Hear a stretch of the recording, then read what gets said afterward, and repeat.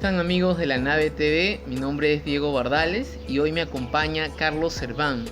Es el autor de este libro, Volver a Correr, que es una autobiografía que lleva por subtítulo la extraordinaria historia de un policía ciego.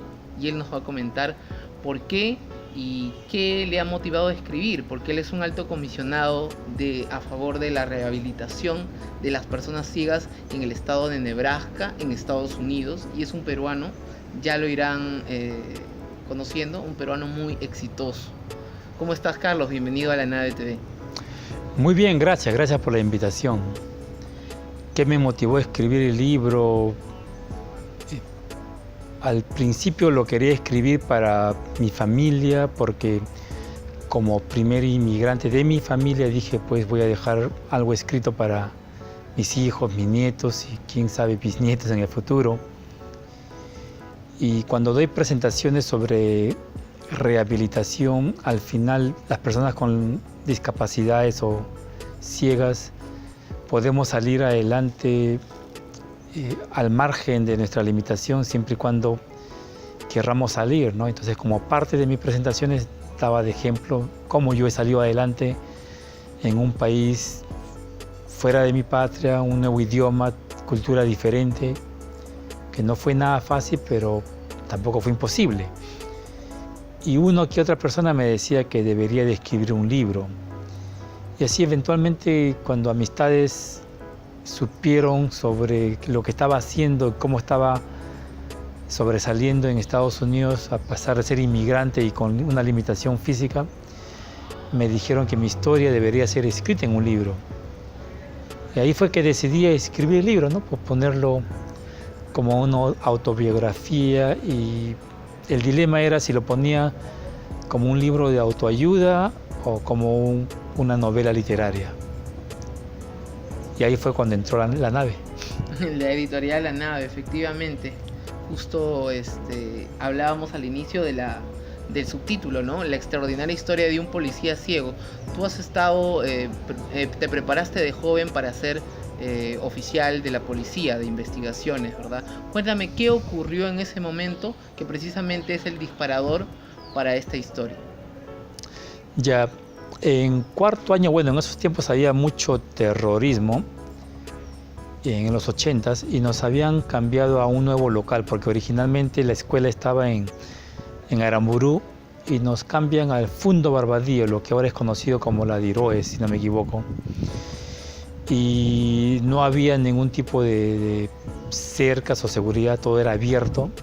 Entonces nos mandan a patrullar, y en los cerros, en la parte de atrás, pues era todo descampado, y haciendo patrullaje casualmente pues pateo algo que me parece fuera de lo común, que no era ni piedra ni lodo.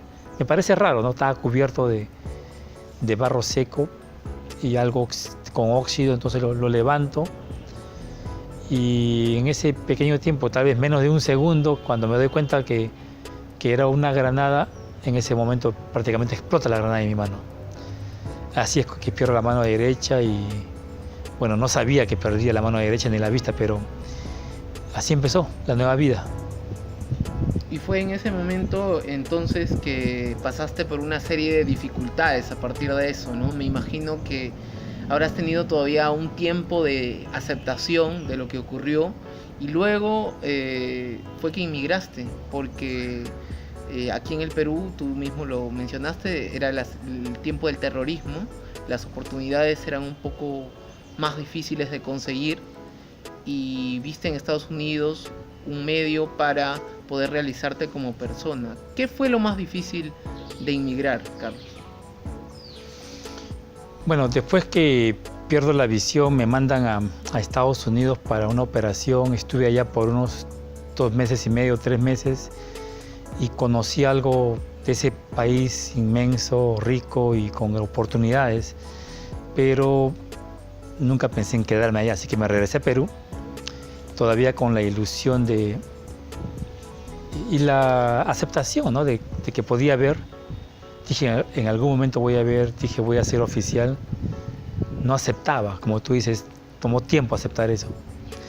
Creo que después de 6, 8 meses que supe ya que mi promoción se graduaba de oficiales y yo seguía no solamente sin mejorar la vista, sino empeorando, me di cuenta que, bueno, era obvio que no iba a recuperar la vista, que no iba a ser policía o detective y tenía pues que dedicarme a hacer algo. Como joven, a esa edad, 20 años, 21 que cumplí el siguiente año, no solamente era difícil conseguir trabajo para cualquier joven en esos tiempos, pero peor todavía para una persona con una limitación física y más aún para un ciego.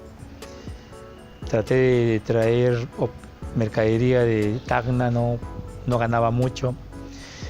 Entonces decidí emigrar, pero me sentí con una determinación, con una confianza en mí que dije, mi futuro está en el extranjero, en Estados Unidos. Nadie me va a detener. Y me fui, sin dinero, sin conocer mucho, sin tener trabajo allá, nada, me fui, ¿no?, a la aventura. Lo más difícil allá fue, bueno, el idioma, para empezar. Añoraba mucho mi patria, extrañaba mucho el país, la cultura, la comida, la alegría de la gente. En Estados Unidos, bueno, al principio yo decía todos son fríos porque eso es el estereotipo, la que la gente dice, claro, ¿no? El americano es frío. No es que sea frío, sino que son prácticos. Y no expresan lo que sienten, eso no significa que son fríos, sino que no lo expresan, pero eso me costó años reconocerlo o saber que existía. Entonces me fue difícil y también el hecho de que estaba casi en un limbo, no era ilegal, pero tampoco podía trabajar ni recibir beneficios.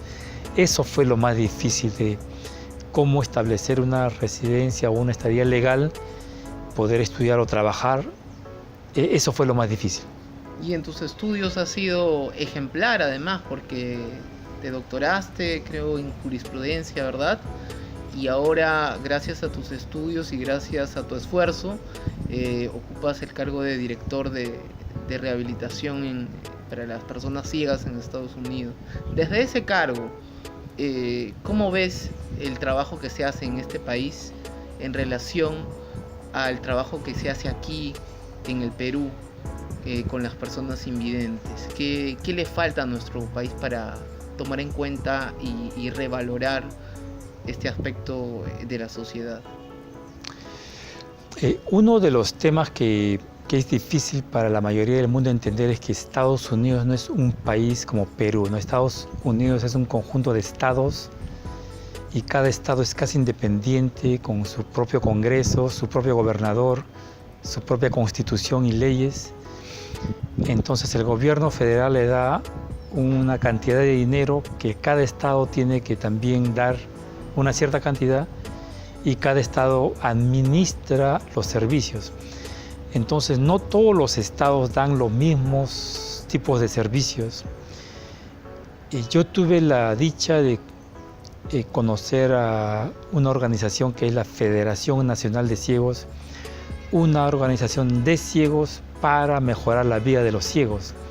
Y dentro de ellos hubieron líderes que dijeron, bueno, para mejorar la vida de los ciegos hay que mejorar también los servicios de rehabilitación. Y comenzaron a meterse en administración en los servicios de rehabilitación. Cuando yo llego, uno de ellos era Fred Schroeder, que es peruano, nació en Perú, pero fue adoptado ya al año y medio. Y dijo, pues bueno, si él es peruano, que venga acá. Pero él estaba transformando los servicios de rehabilitación de ciegos en Nuevo México y yo observé todo eso. Entonces eventualmente me dan un contrato de trabajo en Nebraska y comienzo a implementar el mismo tipo de cambios innovadores que él estaba haciendo, con la misma filosofía que empieza de que nosotros los ciegos o las personas con discapacidades podemos competir de manera igual siempre y cuando se nos den oportunidades y entrenamiento. No quiere decir que es fácil, la vida para cualquiera no es fácil, pero tenemos que tener entrenamiento y las posibilidades. Entonces, con esa mentalidad fui allá, ¿no? Ahora, en el Perú, lo que observo es que todavía, como en muchos estados de Estados Unidos, no quiero decir que el Perú está muy retrasado, pero como la mayoría de estados de Estados Unidos, no ven a las personas con discapacidades, a los ciegos, como personas competentes que podemos hacer de todo, sino que nos quieren ayudar para que no estemos mendigando tal vez. Esa es la gran diferencia. Entonces hay gente bien inteligente, bien capaz, que puede tener buenos cargos y llevar las riendas de rehabilitación o de cualquier otra entidad en el país, como tampoco como cualquier otro ser humano que no quiere ser administrador, de repente quiere trabajar más como una persona que hace lo que le dicen los líderes. Igual también somos los ciegos, ¿no? O sea, somos personas, algunos hay líderes y hay otros que no son líderes, pero al final somos personas. Entonces, en principio, este es un tema de mentalidad. Exacto. Eso tiene que quedar claro. Es un tema de mentalidad y a partir de ahí es que parten las políticas públicas necesarias. Pero solamente reconociendo que nos falta una concientización del problema, ¿no? Así es, así es. Yo ahora entreno, cuando contrato gente, siempre hablo con ellos una vez por semana al principio, dándoles a entender cuál es la filosofía y que tengan ese chip nuevo, creo que está de moda esa palabra, la mentalidad, como que tú mencionas. Y el 70% de las personas que contratamos son mujeres. Las mujeres en un tiempo no votaban en Estados Unidos, acá tampoco. Inclusive había pocos recursos, solamente los hombres iban a estudiar secundaria, las mujeres solamente primaria, y eso. Entonces ahora creo que también está no solamente en boga, sino se escucha mucho sobre los derechos de la mujer, que no la discriminen, que no la piropeen incorrectamente, que eso no son cosas que se debe hacer. Entonces, así como se ve eso, que las mujeres deben ser tratadas por igual, también las personas con discapacidades. Un tiempo fueron los esclavos negros, otro tiempo fueron los indígenas, nos creían subdesarrollados, ¿no? La historia lo dice, al principio cuando vinieron los católicos y la Santa Inquisición, mataban, quemaban a los herejes, pero a los indígenas no, porque no los consideraban completamente humanos. Sí. ¿Te das cuenta? Entonces, todo eso ha evolucionado, pero todavía la idea con los ciegos y las personas con discapacidad no ha cambiado mucho. Eso tiene que cambiar. Ahí me parece que tocas un tema interesante, porque justo estamos en toda esta coyuntura en el Perú, de efectivamente se ha puesto de manifiesto la violencia estructural que se ejerce sobre la mujer, ¿no? Uh-huh. Pero ¿cómo ocurre dentro de los mismos grupos, digamos, de personas discapacitadas? ¿Le es más fácil a una mujer invidente o tienen un trato, o digamos la discapacidad los iguala a todos? No sé si comprende por dónde voy. ¿Le es más fácil a un hombre invidente, por el hecho de ser hombre, sobresalir que a una mujer invidente? Yo creo que sí. Por el hecho de que todavía en general las mujeres no están vistas por igual, ¿no? Si bien es cierto en Estados Unidos les dan trabajo, le dan más oportunidades, todavía hay una gran diferencia de cuánto ganan y qué trabajo les dan. Y yo a veces me pongo a pensar y veo, hay más hombres ciegos casados con mujeres que ven, que mujeres ciegas casados con hombres que ven. Claro. Que tal vez no tendría nada que ver, pero te da una idea, ¿no? De cómo todavía la gente piensa. No debería ser un tema, pero si hay una diferencia entre ese porcentaje, porque todavía hay pues una gran diferencia de cómo piensa la gente.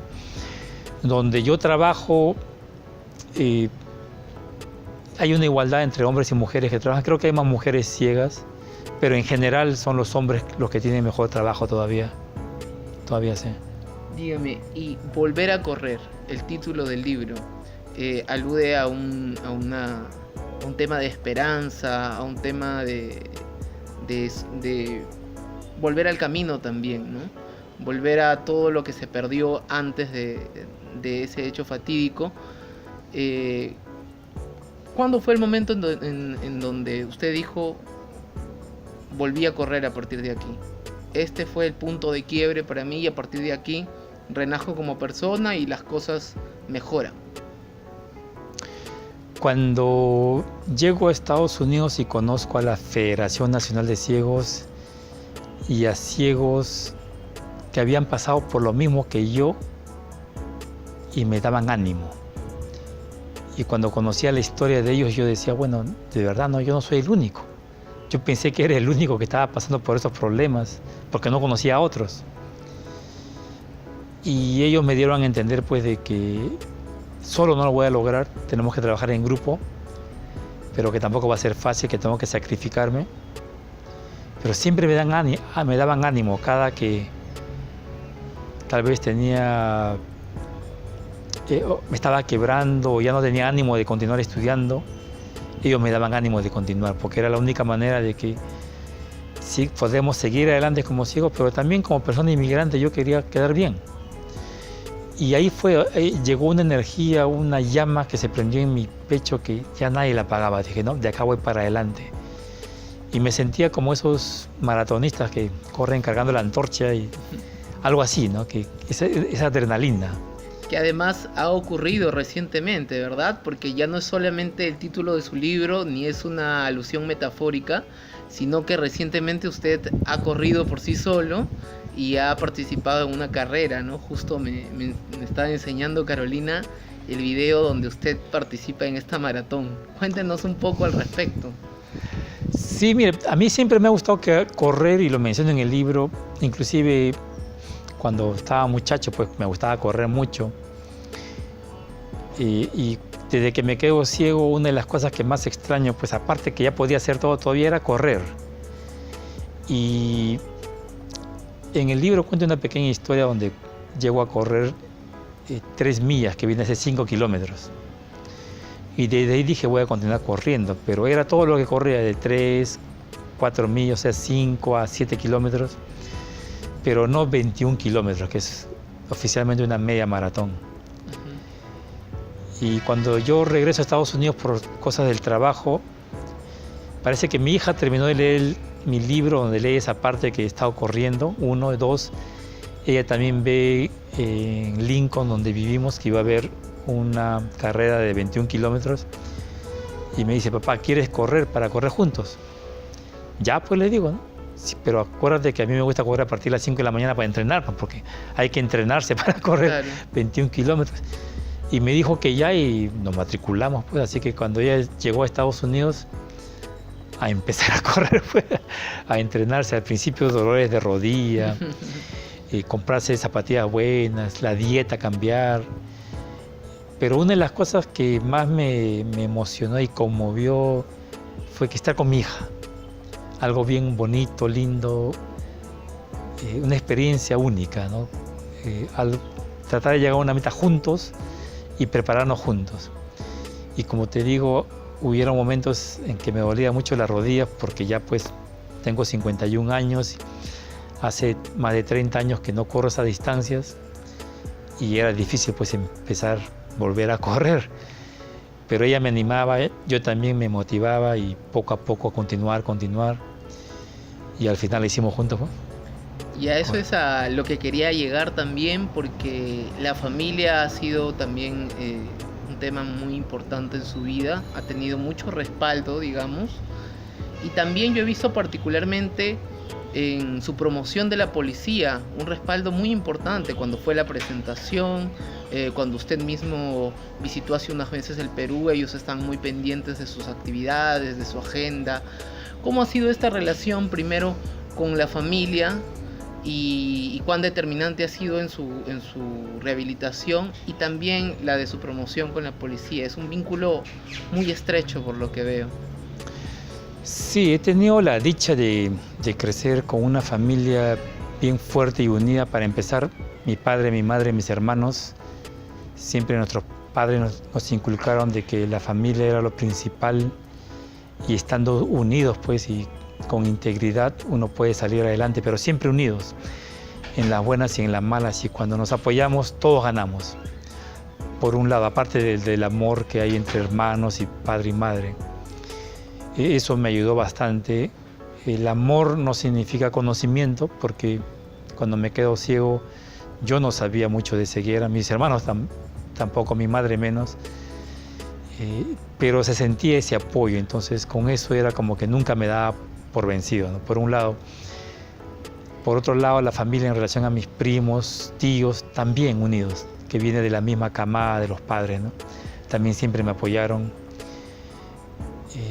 Si es que les chocó a ellos mi accidente, que estoy seguro que les chocó, mostraban el apoyo siempre dándome ánimo, motivándome indirectamente cada que lograba algo.